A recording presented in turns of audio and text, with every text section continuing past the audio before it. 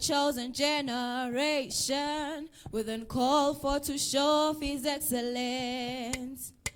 All I require for life God has given me, and I know who I am. We are the chosen generation, called for to show his excellence. All I require for life God has given me, and I know who I am.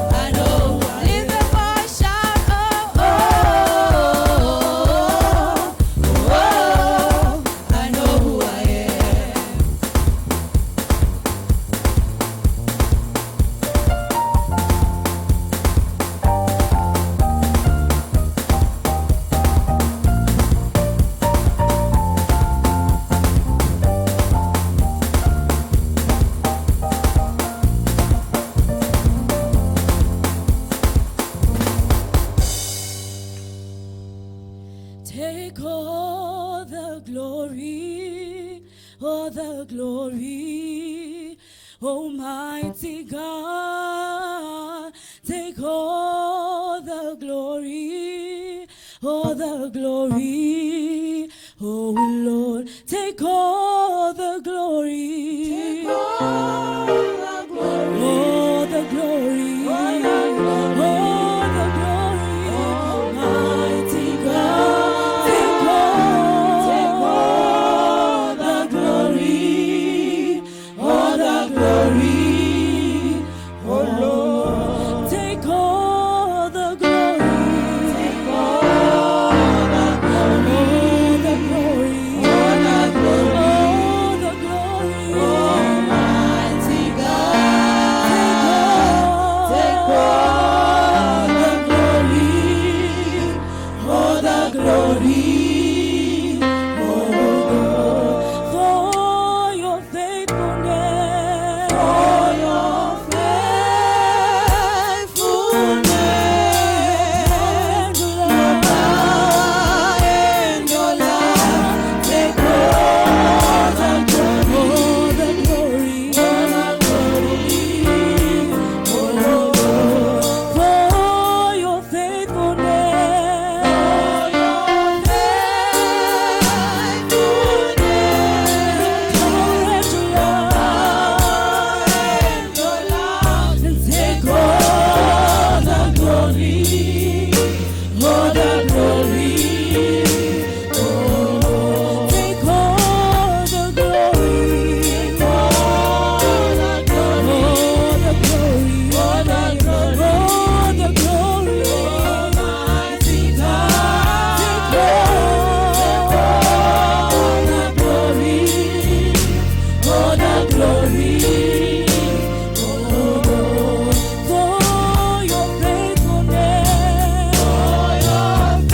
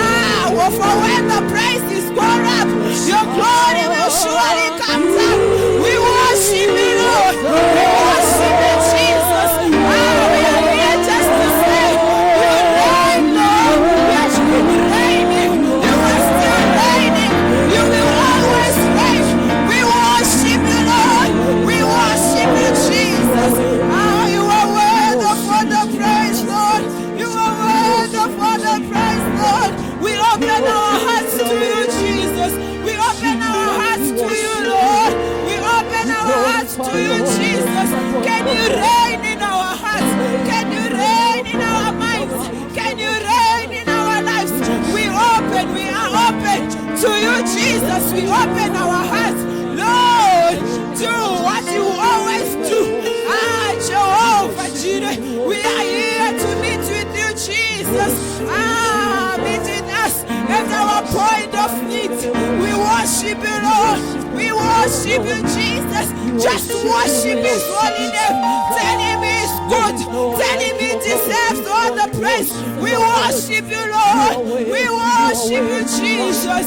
You reign, Lord. You are the King of Zion. You are the Lion of Judah. You deserve all the praise, Lord. You deserve all the honor. You deserve to be magnified. We glorify and we worship you. You deserve to be worshipped. We worship you, Lord. You are worthy of all the praise. You are worthy, Jesus. Of Zion, Lion of Judah,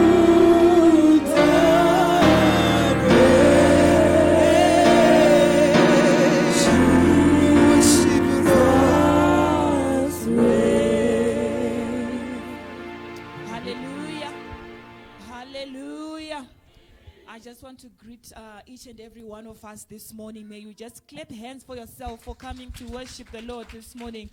Also, I want to thank the worship team who are leading us in worship. You can take your seats, worship team. The Bible says, do not give up the habit of meeting together. We are here to meet together in the name of the Lord. As we welcome the pastor to the podium, let us also clap our hands and greet him in the name of Jesus. Amen. Hallelujah. Just wave unto the Lord this morning and love yourself. There's always people looking for love. People are searching to be loved. But the primary thing that you can do before you even search it from elsewhere, just do it yourself. Amen and amen. Just do it yourself. I greet you all once again. All protocols observed. May we take our seats in the presence of the Lord. Today we want to talk about the heart or the broken heart. What does the Lord say about our situations? When we cry, when we are sad, and when we are deep in emotion, when the world has rejected us and you feel that you cannot take it anymore, what is the word of God saying?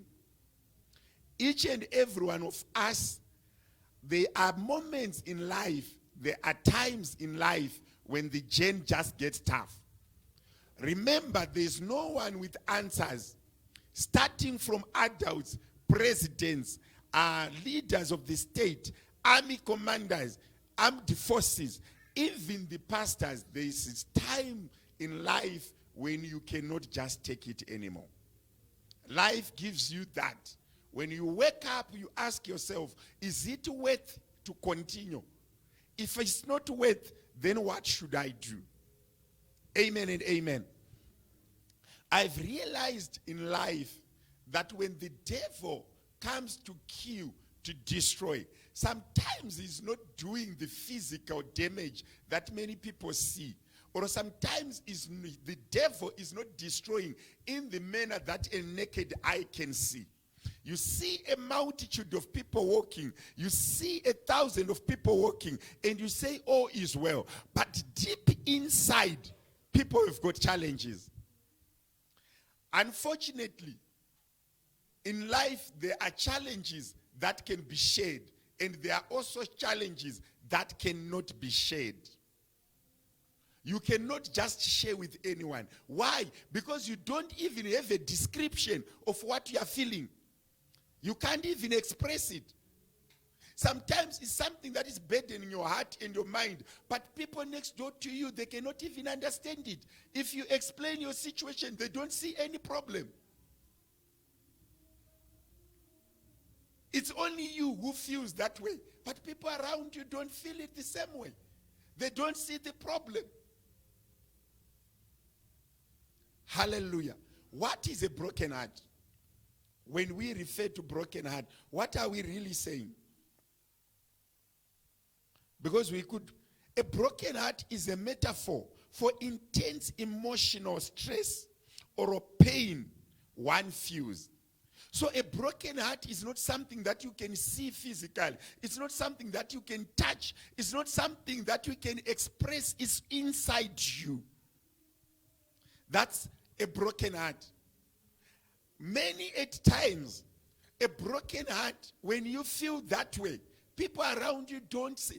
People normally summarize his life when there's food and there's accommodation and there's clothing. People say people are okay.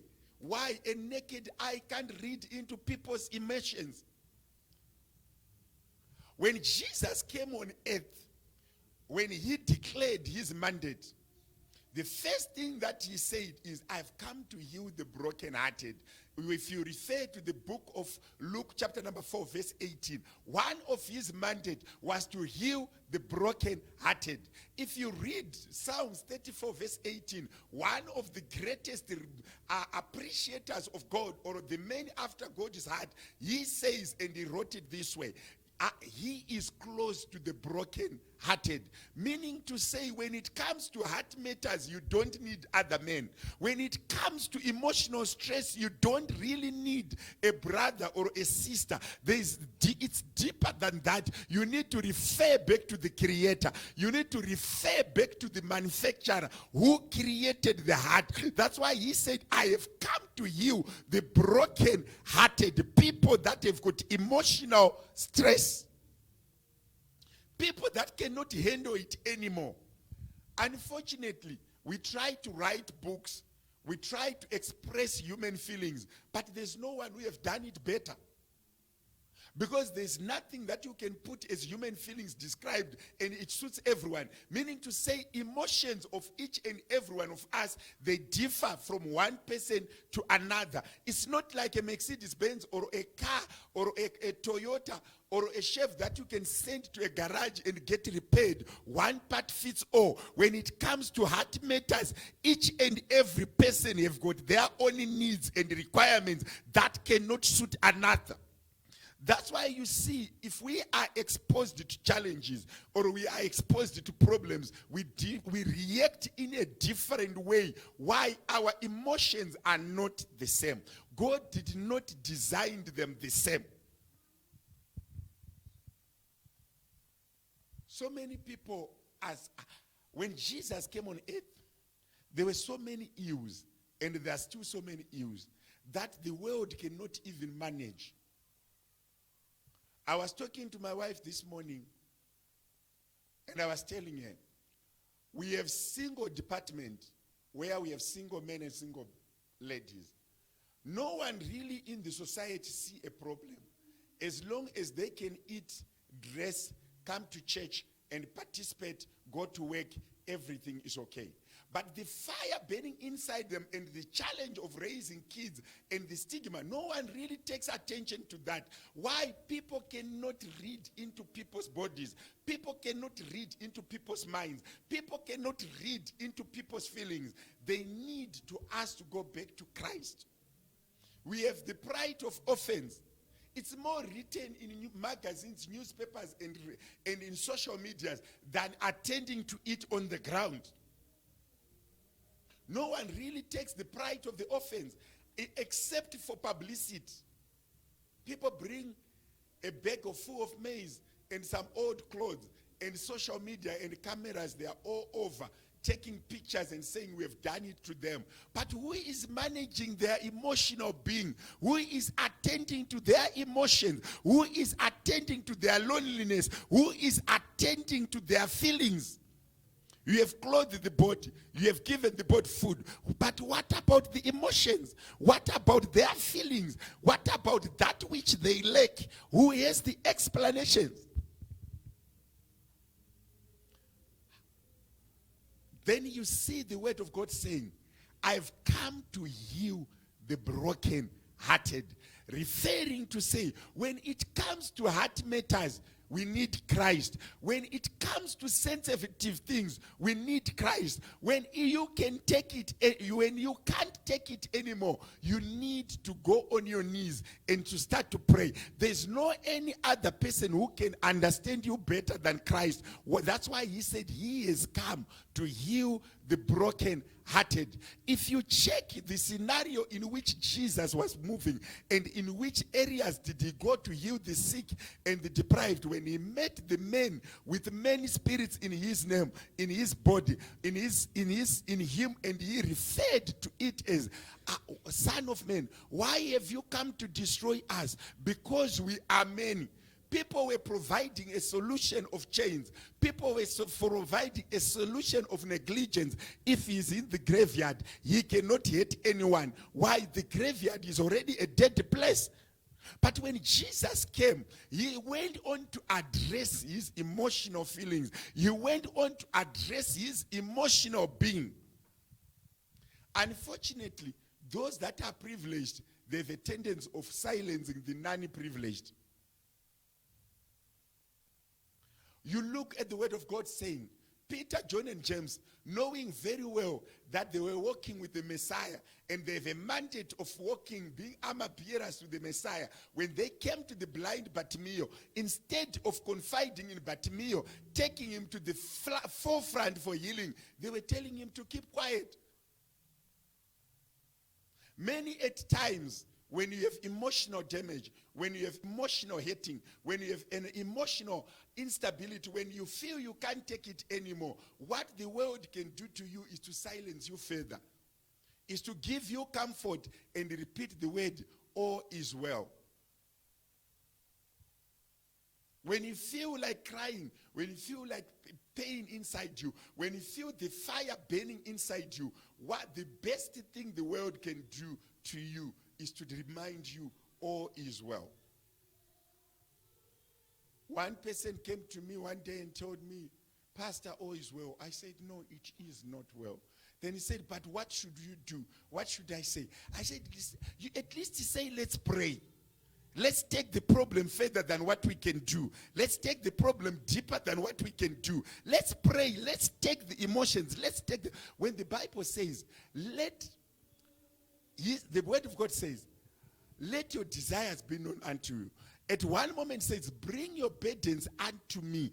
Cast your burdens unto me. Meaning to say, whenever we feel that we cannot take it anymore, the permanent solution and the easier solution, let's go on your knees. However, there is this scenario. Most of us, when you feel the pain, when you feel the emotional breakdown, it's even harder to pray. It's even much better to pray when things are better than to pray when you feel the emotional hating. You can be hurt to the extent of even failing to pray.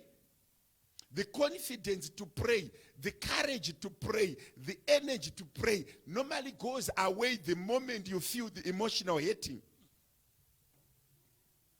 It's easier said than done. When you feel the pain, when you feel neglected, when you feel discouraged, to go and pray. It's so hard to pray when your spirit is down. You see how the devil does. First, you are emotionally hurt. Secondly, he takes the stigma and the power to pray. I can repeat this. It's more harder to pray when you are down. It's even easier to pray when you feel encouraged, when you feel loved, when you feel something exciting is happening. That's when you have the courage to pray. So for you to be an overcomer, you must develop a habit of praying in difficult times. You must have the courage to kneel down when everything else has said no. You must still have the courage and the vibe to go before the Lord. The Bible says, even if your sins are as red as scarlet, come to me, let's reason together. To say there is no sin that can prevent you from praying. There is no situation that can prevent you from praying. Neither death nor pain nor injury that must stop you to pray. When you feel discouraged, when everything else has failed, we must have the courage to pray. That's how we can heal. But 9 out of 10, it's even harder to pray when you feel alone, lonely. I've gone to so many people who are down, suffering stress, anxieties. It's hard to pray.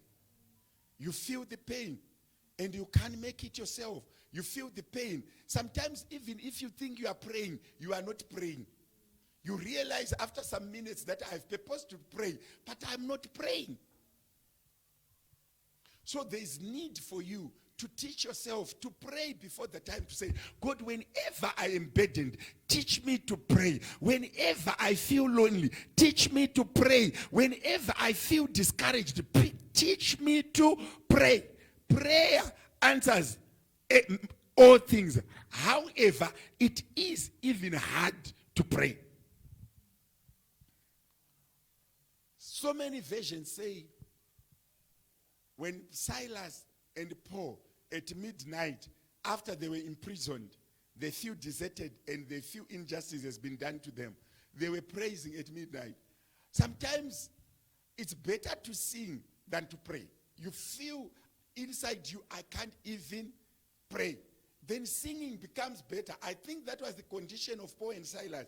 They could not say words because they felt they've done everything wrong. So many people think that when you suffer emotional stress, you would have done wrong. Sometimes life is just like that. It is what it is. Nothing wrong. You are trying to do your best. You are trying to put your best effort. You are trying to do the best you can do. But boom, something comes, crushes you.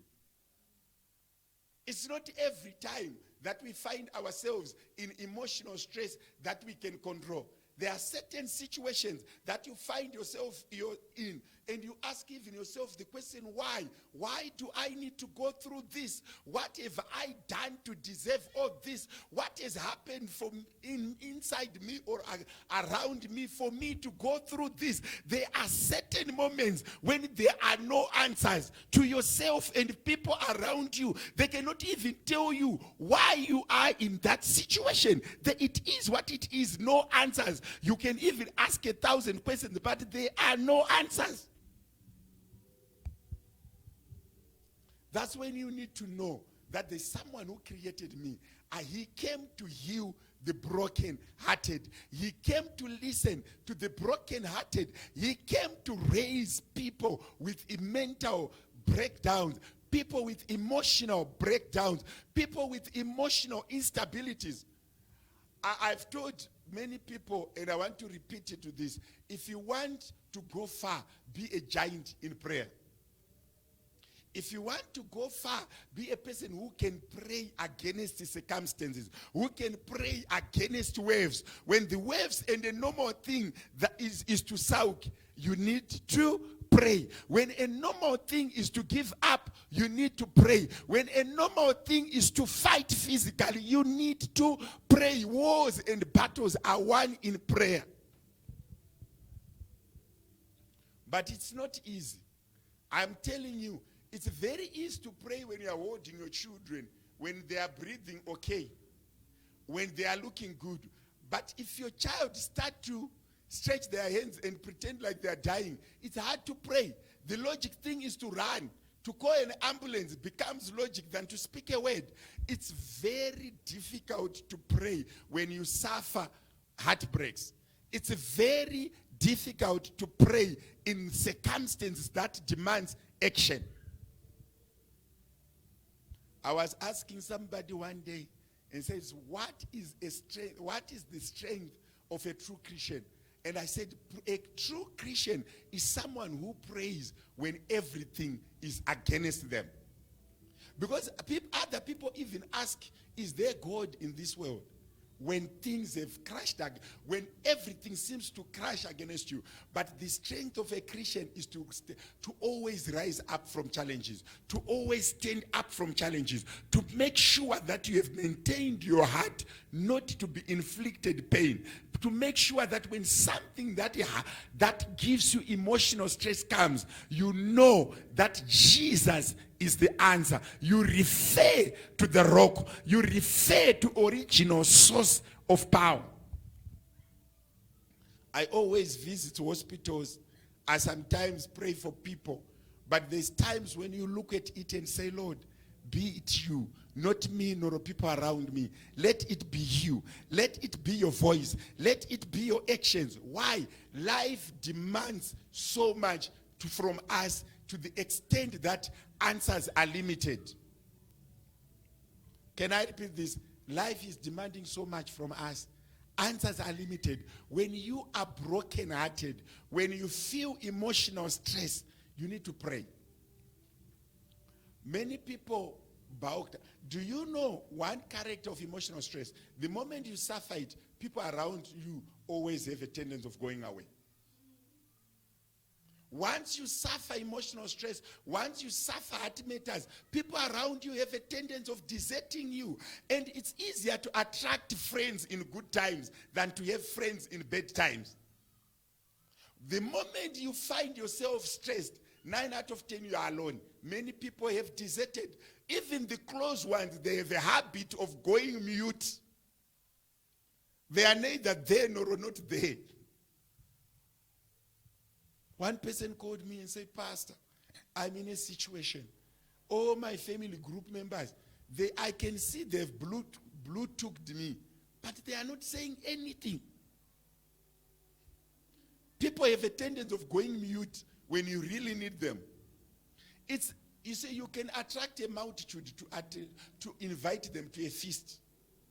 But you can invite very few people when you have a problem.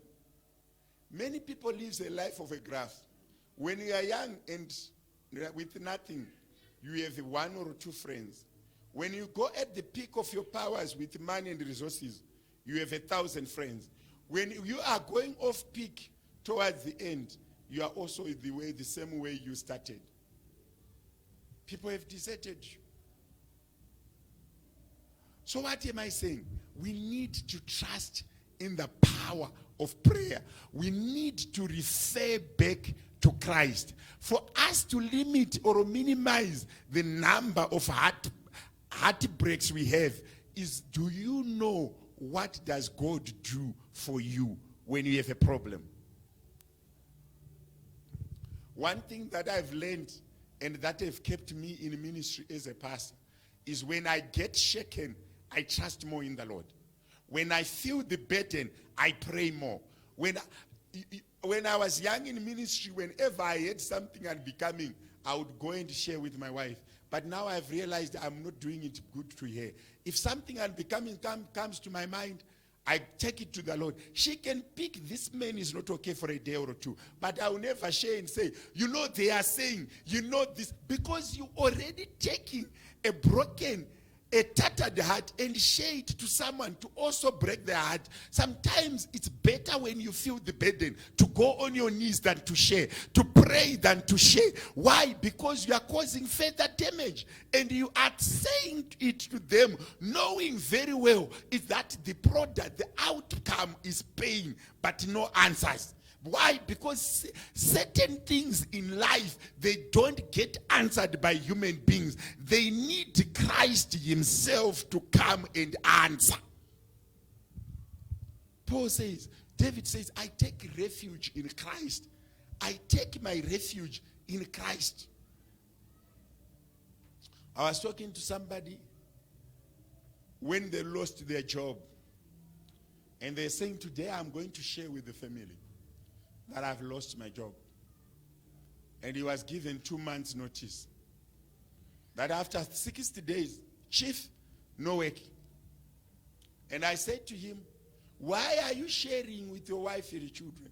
So that they suffer these 60 days waiting for the final day of your work. Let them live their life. Don't share with them. You just go to the Lord, pray for another job. Don't share the bad news. Just trust in the Lord that by the time 60 days passes, you have found another job.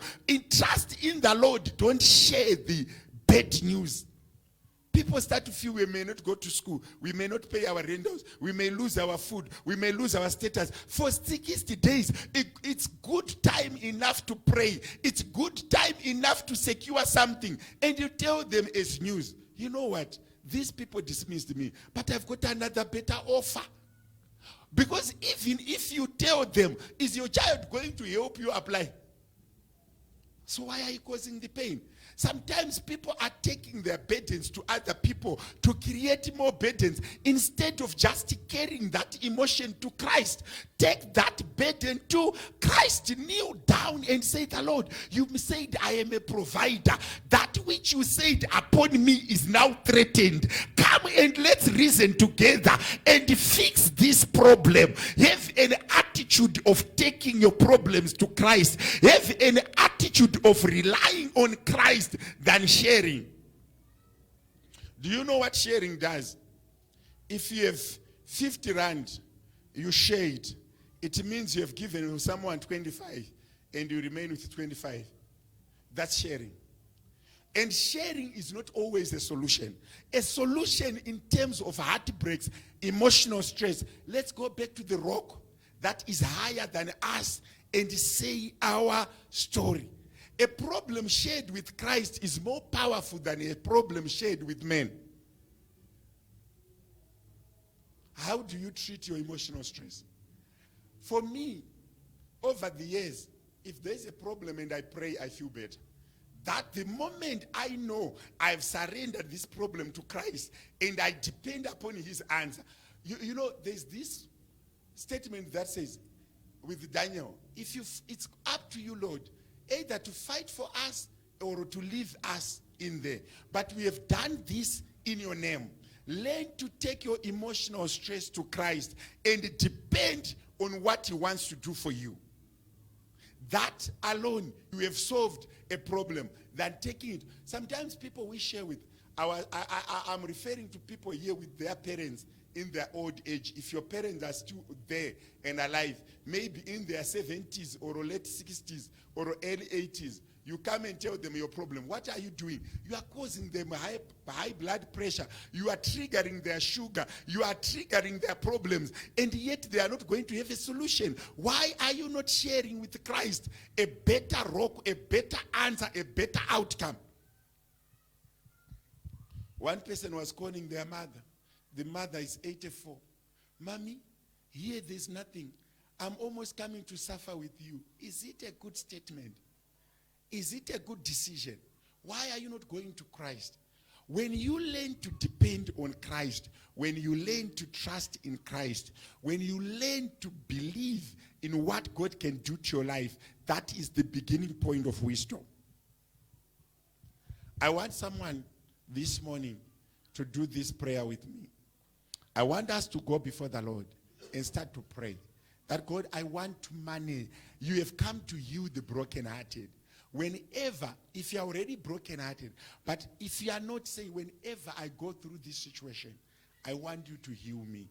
I don't want to be a person who keeps things forever. I don't want to be a person who continues to stay on the scene of bad things. If anything bad happens to me, help me heal quickly and move on. If there's anything bad that have happened to you, say, God, I want to heal it now. You are the healer. Heal my heart. I want to recover and move on. Start to pray. Wherever you are, pray about your heart. Pray about your emotional being. Pray about how you overcome problems. Pray about your dependence on Christ on matters of the heart. All your heart matters, let them belong to Christ. Start to pray about your heart matters. Start to pray about those things that threaten you. Those things that has threatened your emotional stability. Those things that have affected you emotionally. Those things that have been a burden to your heart that you cannot take anymore. Father, I thank you. I worship you. I exalt your name. I pray, Father, that you heal our hearts. I pray, Father, that you have come for the brokenhearted. Many have carried burdens for years. Many have carried burdens for seasons. Many have carried their emotional stress shut up in their bones for so long. I pray for emotional healing.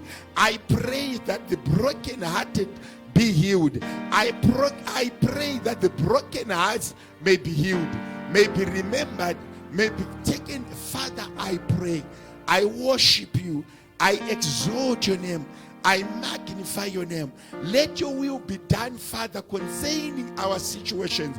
When we feel the heat, when we feel the moment, when things breaks are down upon us, when our situations are not favorable, when we can handle it anymore, I pray for your grace. I pray for your anointing. I pray for your help. Father, help us, heal us, remember us.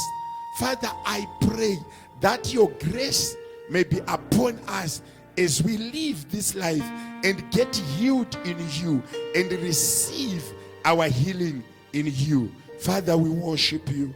We thank you, Jesus. Hallelujah. Lesson of the day.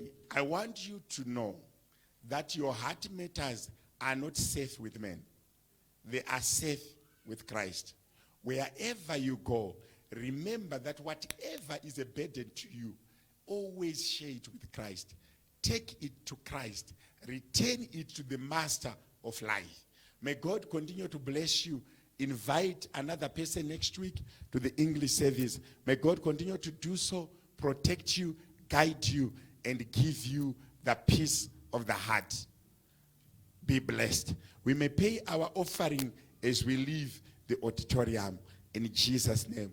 I'll ask brother to stand there. Just pay your offering. Do not give him a blind eye. Thank you. Be blessed.